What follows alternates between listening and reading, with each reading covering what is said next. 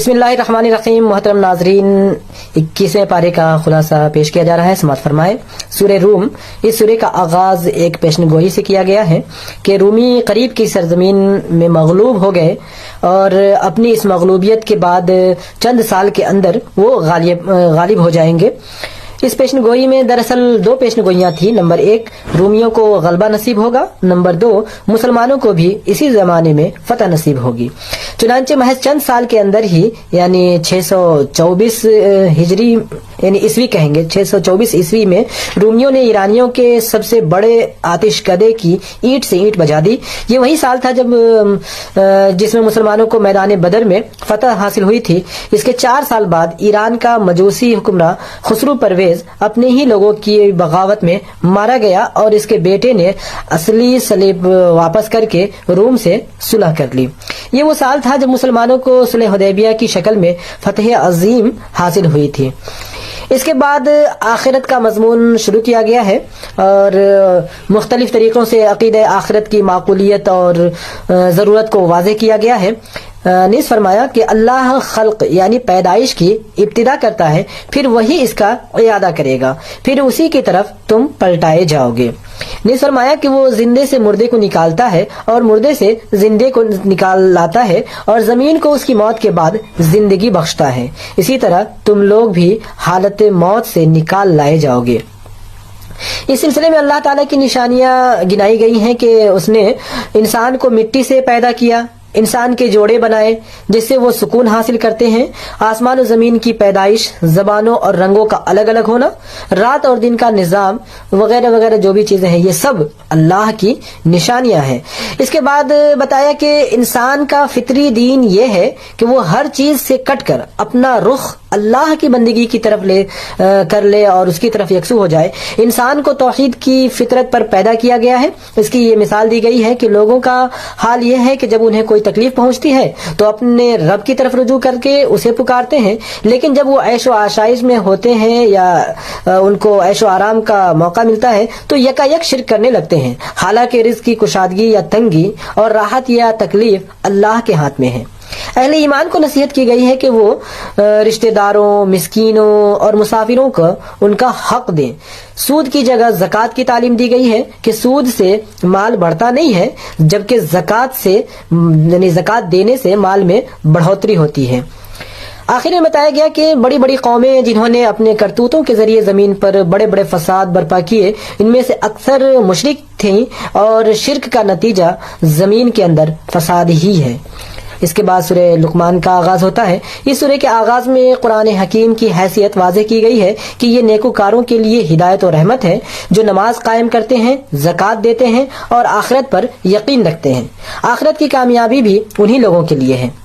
عرب میں لقمان نام کے ایک حکیم گزرے تھے اور جن کی حکمت و دانش کے قصے عرب میں مشہور تھے.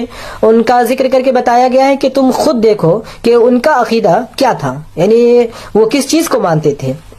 فرمایا، یاد کرو جب لقمان اپنے بیٹے کو نصیحت کر رہا تھا تو اس نے کہا کہ بیٹا، اللہ کے ساتھ کسی کو شریک نہ کرنا. حقیقت یہ ہے کہ شرک بہت بڑا ظلم ہے. انہوں نے والدین کا حق پہچاننے کی نصیحت کی کہ انسان کی ماں نے تکلیف پر تکلیف اٹھا کر اسے اپنے پیٹ میں رکھا اور 200 سال تک اسے اپنا دودھ پلایا. اس لیے اس پر واجب ہے کہ اللہ اور اپنے والدین کا شکر گزار بن کر رہے. لیکن یہ بھی واضح کر دیا کہ والدین کا اتنا بڑا درجہ ہونے کے باوجود شرک کے معاملے میں ان کی کوئی بات نہیں مانی جائے گی. لقمان علیہ السلام کی زبانی ہی اس بات کی تاکید کی گئی ہے کہ نماز قائم کی جائے، نیکی کا حکم دیا جائے اور برائی سے روکا جائے اور مصیبت پر صبر کیا جائے. بعض اہم انفرادی و معاشرتی اخلاق کی تعلیم دی گئی ہے اور لوگوں سے منہ پھیر کر بات نہ کرو، اکڑ کر نہ چلو، اپنی چال میں اعتدال رکھو، اپنی آواز ذرا پست رکھو، یعنی گدھے کی طرح گلا پھاڑ کر باتیں نہ کیا کرو. آخر میں اپنے رب کا تقوی اختیار کرنے اور اس دن سے ڈرنے کی تاکید کی گئی ہے. یعنی یہ تاکید اس وجہ سے کی گئی ہے کہ لوگ اسے سامنے رکھ کر آخرت کو اچھے اعمال کریں کہ وہ آخرت کا دن، یعنی جس دن باپ بیٹے کے کام آئے گا، نہ بیٹا باپ کے لیے کچھ کر سکے گا، یعنی قیامت کا دن ہے وہ. تو موت کی حقیقت پھر بتائی گئی کہ کوئی نہیں جانتا کہ اسے کہاں، کب اور کیسے موت آئے گی. اس کا علم صرف اور صرف اللہ کے پاس ہے. اس کے بعد سورہ سجدہ کا آغاز ہوتا ہے. کفار مکہ آپس میں اس قسم کی باتیں کیا کرتے تھے کہ قرآن کو نبی صلی اللہ علیہ وسلم نے خود اپنی طرف سے گڑھ لیا ہے، اور اس کا جو مطلب ان کا جو نبی ہے، نبی ہونے کا جو دعویٰ ہے، یہ سب جھوٹا دعویٰ ہے. کبھی کہتے کہ کیا ہم ایک بار مٹی میں رل مل جانے کے بعد دوبارہ اٹھائے جائیں گے. کبھی آخرت کی جزا اور سزا پر شبہات کا اظہار کرتے. اس سورہ میں انہی تمام سوالات اور اعتراضات کا جواب دیا گیا ہے. کہا گیا ہے کہ یہ کتاب اللہ کی طرف سے حق ہے تاکہ لوگوں کو متنبہ کیا جائے. قیامت کے دن مجرموں کا حال بتایا گیا ہے کہ وہ اپنے رب کے حضور سر جھکائے کھڑے ہوں گے اور درخواست کریں گے کہ ہمیں دنیا میں واپس بھیج دو تاکہ اب کی بار نیک عمل کریں. ان سے کہا جائے گا کہ اب تو مزہ چکھو اپنی اس حرکت کا کہ تم نے اس دن کی ملاقات کو، یعنی جو ابھی سامنے ہے قیامت کا دن، اس کی ملاقات کو بھلا دیا تھا.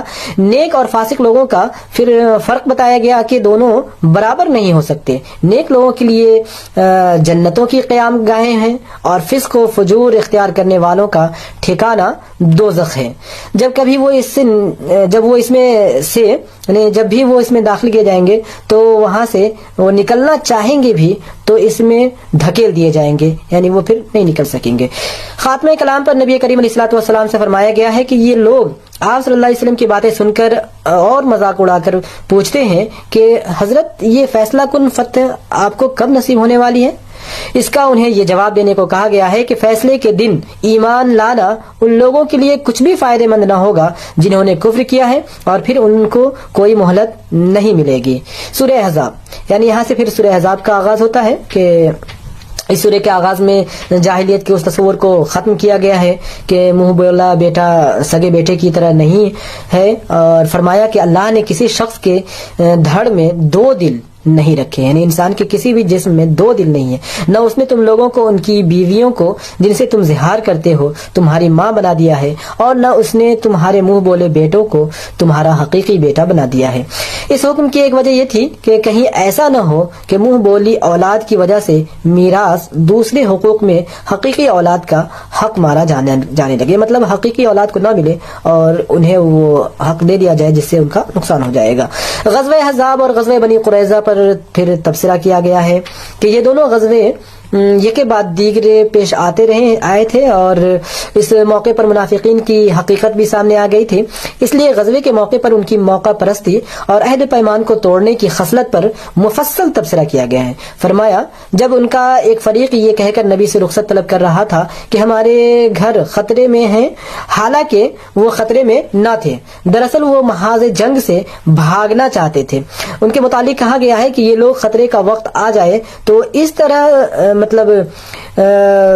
پھر وہ نبی صلی اللہ علیہ وسلم کی طرف اس طرح وہ بھاگتے ہیں، پھر وہ نبی صلی اللہ علیہ وسلم کی طرف دیکھتے ہیں جیسے کہ کسی مرنے پر غشی طاری ہو گئی، یعنی کوئی مر گیا ہو تو اس کی خبر سن کر یا کچھ اس پر تو غشی طاری ہو جاتی ہے.